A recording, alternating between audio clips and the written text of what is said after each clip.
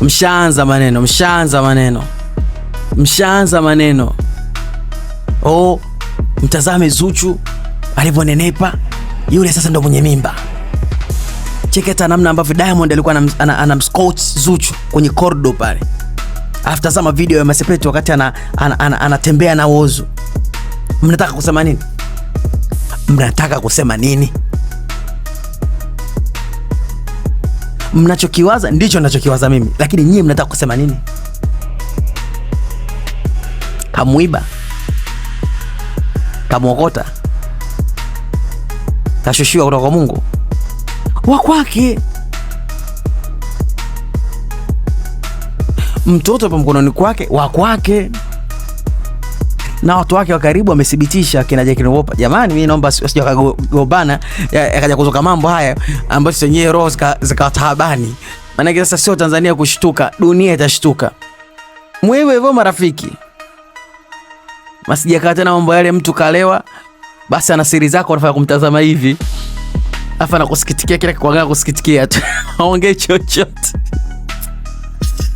Pata picha. Achezeke. Ya mmefika hapa, sijui tutapa habari gani kwa kweli. Lakini hamna bwana.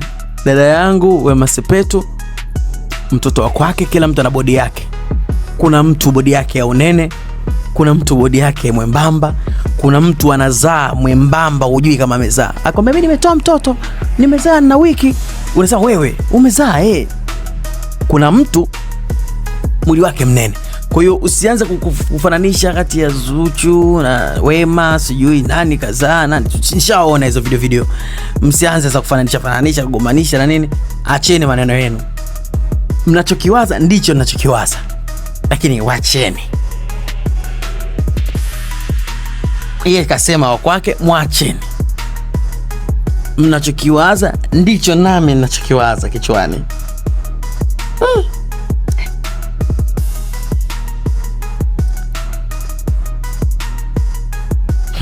Wema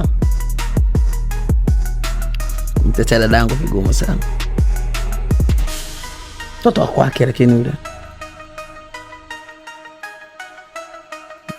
mtoto baby Oli, mtoto wa kwake yule.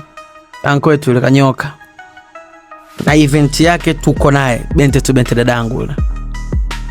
Usipetie maneno hapo sasa hizi tukagombana na wajomba kwa sababu maneno yenu. Hataki